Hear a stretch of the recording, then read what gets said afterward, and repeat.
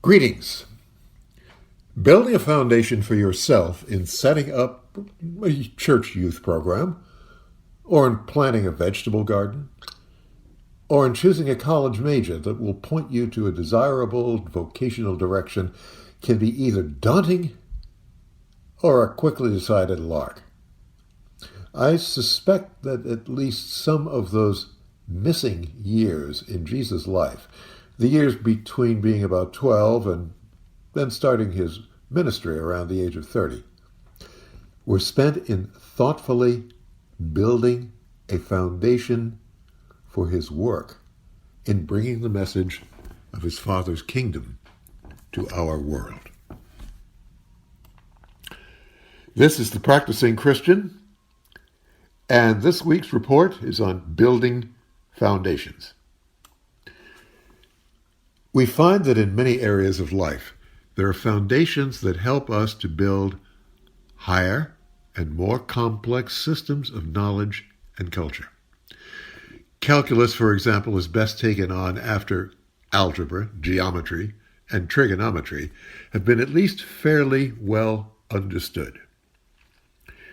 Jesus seems to have had such priorities in mind when he told the parable of a house being built on sand in Matthew 7:24-27. Things can quickly get out of hand if we begin to make plans and take action without a good foundation. For example, Christians still have trouble realizing that unless we understand Torah, the first 5 books of the Bible, we will never fully understand Jesus.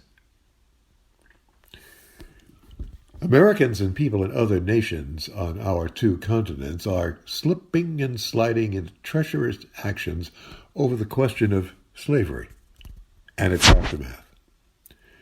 Much of our turmoil would still exist without the full picture, but with that full picture, we may see our world differently and more completely. Slavery is thought by most people to be just an American and African experience.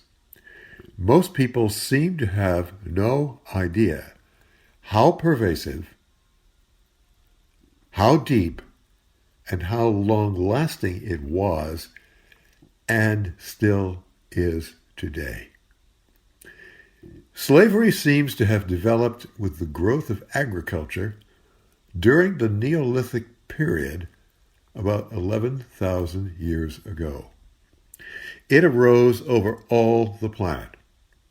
Greece, in all its ancient glory, was made up of 30 to 40% slaves, mostly Europeans, captured in wars. Aristotle thought slavery was both necessary and helpful. Did you know that St. Patrick was an Englishman, captured as a boy by Irish slave raiders? And by the 11th century, Dublin was the biggest slave market in Europe. When Europeans got to the New World, slavery was found in practically every tribe and nation on the 2 continents of the Western Hemisphere. There are many varieties of slaves.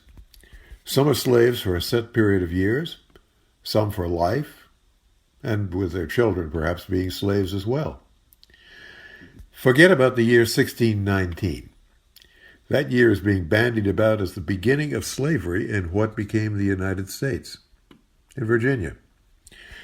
Discounting Indian slavery, that dubious honor goes to the Spanish settlers in Florida, who began importing black slaves in late September of 1526 as part of the Lucas Vázquez de Ayllón expedition. Meanwhile, back in Africa, from whence came our black American slaves, who were sold to Portuguese traders and others, largely by Muslim slave traders, there are today still about 40.3 million individuals caught in modern slavery. 71% of whom are female, 25% children. Africans in many areas are still enslaving and selling their own people.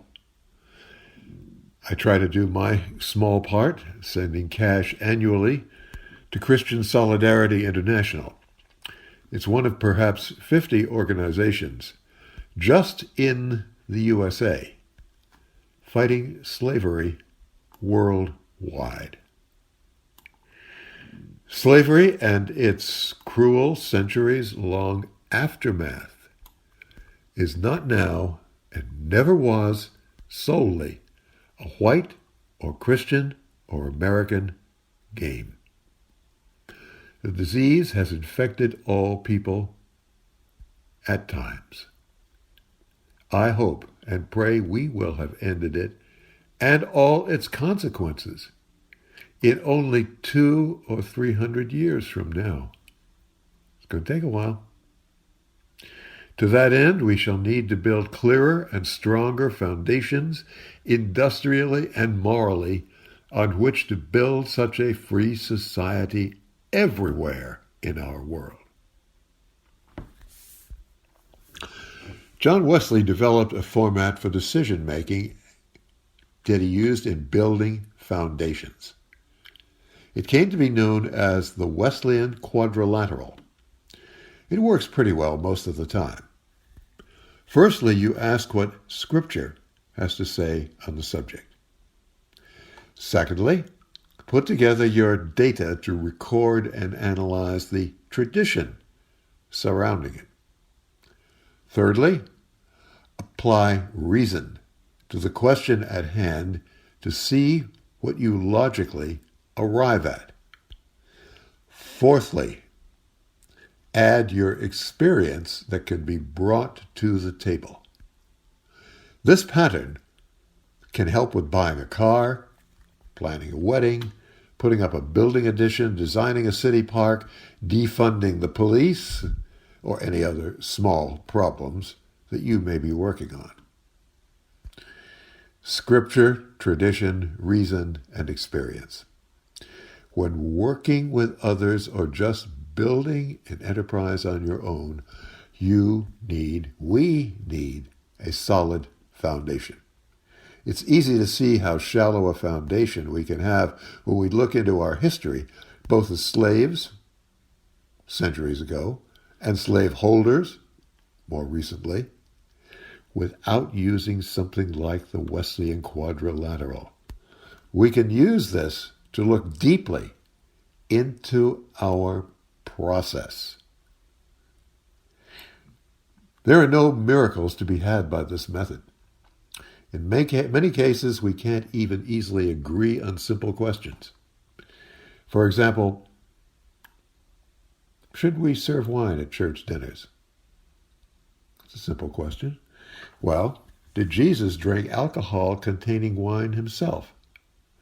If you give me $100 for every well-read, practicing Christian who says, no, he didn't, I could become a rich man.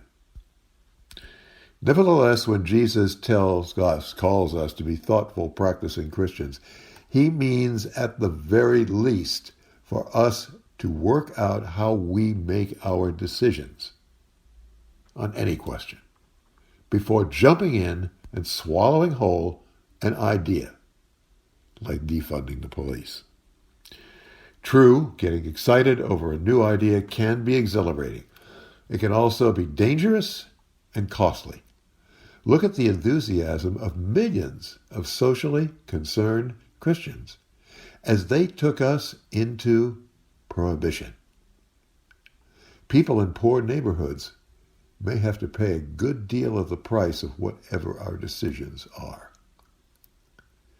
In developing ways to work our problems out, it's tempting for some people to start somewhere else other than Scripture. Think again.